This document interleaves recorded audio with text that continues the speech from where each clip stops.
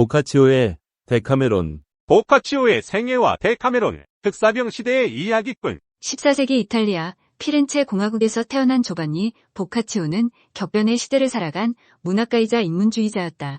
상인의 아들로 태어난 그는 아버지의 뜻에 따라 법률과 상업을 공부했지만 문학에 대한 열정을 버릴 수 없었다. 특히 단테와 페트라르카의 작품에 심취했던 그는 이들의 영향을 받아 시, 소설, 비평 등 다양한 장르의 작품을 남겼다. 보카치오의 삶은 1348년 흑사병의 창궐과 함께 큰 전환점을 맞이한다. 당시 유럽 인구의 3분의 1을 앗아간 흑사병은 사회 전체를 공포와 혼란에 빠뜨렸고 보카치오는 이 참혹한 현실을 목격하며 깊은 슬픔과 절망에 빠졌다. 하지만 그는 이러한 고통 속에서도 인간의 삶과 사랑, 희망을 이야기하는 작품을 쓰기로 결심했고 그 결과 탄생한 것이 바로 데카메론이다. 데카메론은 흑사병을 피해 피렌체 교회의 별장으로 피신한 10명의 젊은 남녀가 10일 동안 하루에 한 명씩 돌아가며 이야기를 들려주는 액자식 구성의 소설이다.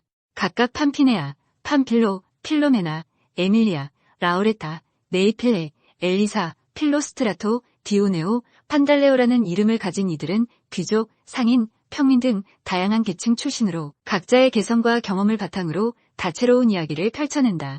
총 100개의 이야기로 구성된 데카메론은 사랑, 모험, 유머, 풍자, 교훈 등 다양한 주제를 다루고 있다.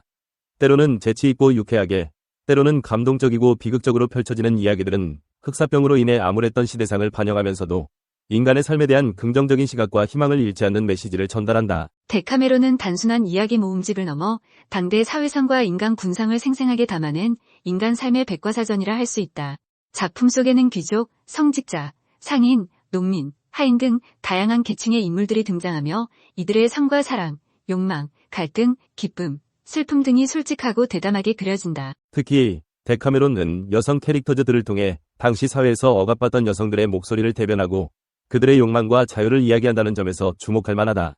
또한 작품 속에는 재치와 지혜로 어려움을 극복하는 인물들의 이야기가 많이 등장하는데 이는 흑사병으로 인한 절망적인 상황 속에서도 희망을 잃지 않고 살아가는 인간의 강인함을 보여준다. 데카메론은 중세적인 세계관에서 벗어나 인간 중심의 사고를 강조하는 르네상스 시대의 문학적 경향을 보여주는 작품이다. 작품 속 인물들은 신의 섭리에 의존하기보다는 자신의 이성과 판단에 따라 행동하며 사랑과 욕망, 쾌락 등 인간적인 감정을 솔직하게 표현한다. 데카메론은 흑사병이라는 특수한 상황 속에서 탄생했지만 그 안에 담긴 인간 삶에 대한 통찰과 희망의 메시지는 시대를 초월하여 많은 독자들에게 감동을 선사하고 있다. 작품 속 이야기들은 다양한 영화, 연극, 오페라 등으로 재창작되며 끊임없이 새로운 생명력을 얻고 있으며 데카메론은 오늘날까지도 세계 문학사에서 중요한 위치를 차지하는 고전으로 평가받고 있다. 데카메론은 흑사병을 피해 피렌체 교회의 별장으로 피신한 10명의 젊은 남녀가 10일 동안 하루에 한 명씩 돌아가며 이야기를 들려주는 액자식 구성의 소설이다. 여기서는 데카메론, 위 100개의 이야기 중에서 가장 인기 있는 5가지 이야기를 상세히 소개하겠습니다. 이 이야기들은 인간의 욕망, 교훈, 그리고 삶의 다양한 측면을 유쾌하게 그려내며 독자들의 사랑을 받았습니다. 1. 제11 제1 이야기. 체팔로의 아버지와 3명의 아들. 한 유대인 아버지는 세 아들에게 모두 자신의 유산을 공평하게 나누어주고 싶지만 전해 내려온 반지는 하나밖에 없습니다. 이 반지는 가족의 정통성을 상징하고 아버지의 진정한 후계자가 누구인지 나타내는 중요한 유산입니다. 그러나 아버지는 어느 한 아들에게만 반지를 주기에는 세 아들 모두에게 깊은 애정을 가지고 있었고 그들 사이에 불화를 일으키고 싶지 않았습니다. 아버지는 현명한 해결책을 찾기 위해 동일한 반지를 복제하여 3개로 만듭니다. 아버지가 세상을 떠난 뒤 세 아들 모두 자신이 진정한 반지의 주인이라고 믿고 서로 다투기 시작합니다. 각자는 자신이 유일한 후계자라고 주장하며 법정으로 가게 되지만 판결을 내리는 사람들은 어느 반지가 진짜인지 알 수 없었습니다. 결국 이 논쟁은 해결되지 않고 진리와 신앙, 그리고 사랑이란 각자에게 다른 방식으로 다가올 수 있다는 은유로 남게 됩니다. 교훈. 이 이야기는 종교적 관용과 이해의 중요성을 전달합니다. 기독교, 유대교, 이슬람교라는 3가지 주요 신앙체계의 차이점을 상징하며 이 이야기의 반지는 각 종교가 지닌 진리와 가치를 암시합니다. 보카치오는 이를 통해 특정한 종교가 모든 진리를 담고 있는 것은 아니면 서로 다른 신앙체계 역시 고유한 가치를 가지고 있음을 일깨워줍니다. 2. 제1 제5 이야기. 안드류치오의 모험. 줄거리. 페루자 출신의 안드류치오는 말 제국의 나폴리로 큰돈을 들고 여행을 떠납니다. 그는 말만 듣고 신중하지 않게 행동하면서 낯선 나폴리에서 곧 사기꾼들의 표적이 됩니다.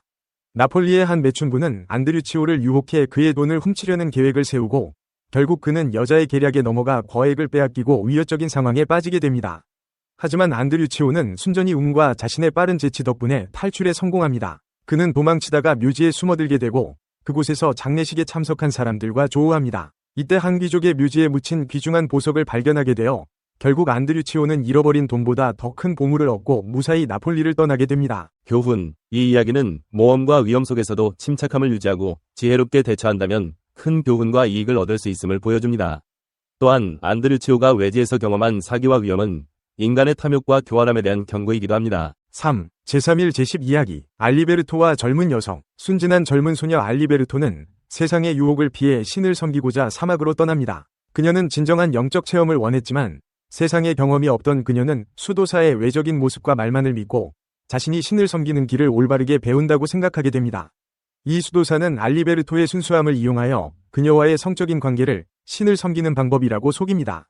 알리베르토는 수도사의 가르침을 따르며 무비판적으로 순종합니다. 결국 그녀는 수도사의 욕망을 충족시키기 위한 도구로만 사용되었음을 깨닫게 되며 고향으로 돌아와 진정한 신앙과 자아에 대한 회의를 가지게 됩니다. 교훈. 종교적 신앙을 앞세워 악행을 저지르는 위선을 폭로하며 특히 지도자나 권위자의 가르침을 맹목적으로 믿는 것이 얼마나 위험한지 경고합니다. 이는 종교의 순수한 목적이 인간의 욕망에 의해 왜곡될 수 있다는 보카치오의 비판적 시각을 반영하고 있습니다. 4. 제4일 제1 이야기. 기슬카르도와 기셀다. 귀족 가문이 여성인 기셀다는 가문이 반대에도 불구하고 하급 귀족 기슬카르도를 진심으로 사랑하게 됩니다. 이들은 몰래 사랑을 나누며 행복한 시간을 보내지만 기셀다의 아버지인 왕은 딸의 비밀 연애를 알아채고 크게 분노합니다. 그는 딸의 사랑을 인정하지 않고 그 자리에서 기슬카르도를 잔혹하게 처형합니다. 딸은 아버지의 이러한 냉혹한 처사에 큰 절망에 빠지고 기슬카르도의 심장을 자신에게 소중히 간직하며 비탄 속에 스스로 목숨을 끊게 됩니다. 이들은 신분 차이와 권력의 벽에 가로막혀 사랑을 이루지 못하고 그들의 사랑은 영원한 비극으로 남게 됩니다. 교훈. 사랑은 신분이나 계급의 한계를 뛰어넘을 수 있지만 권력과 억압에 의해 불행하게 희생될 수 있음을 경고합니다. 기슬카르도와 기셀다의 비극적 이야기는 당시 사회의 엄격한 신분제도와 그것이 개인의 삶과 사랑에 미친 영향을 상기시킵니다. 5. 제5일 제9 이야기. 페데리코와 팔코. 페데리코는 아름다운 귀족 여인 조반나에게 깊이 빠져 그녀의 사랑을 얻기 위해 자신의 모든 것을 바치고자 합니다. 하지만 조반나는 그의 구애에 마음을 주지 않았고 페데리코는 재산을 탕진하며 결국 가난해지고 맙니다.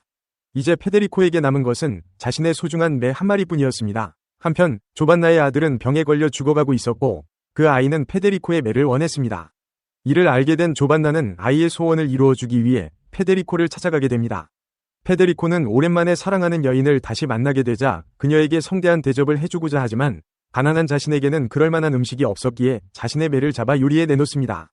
조반나는 나중에 그가 자신을 위해 그토록 소중히 여기던 매를 희생한 것을 알고 감동하게 됩니다. 그리고 페데리코의 진심을 받아들여 결국 그의 사랑을 받아들이게 됩니다. 교훈. 페데리코와 팔코의 이야기는 진정한 사랑이란 물질적인 것이 아닌 마음과 희생에서 나온다는 점을 보여줍니다. 사랑을 위해 모든 것을 바치는 페데리코의 진심은 비록 처음에는 받아들여지지 않았지만 결국 사람의 마음을 움직이는 힘을 가졌습니다.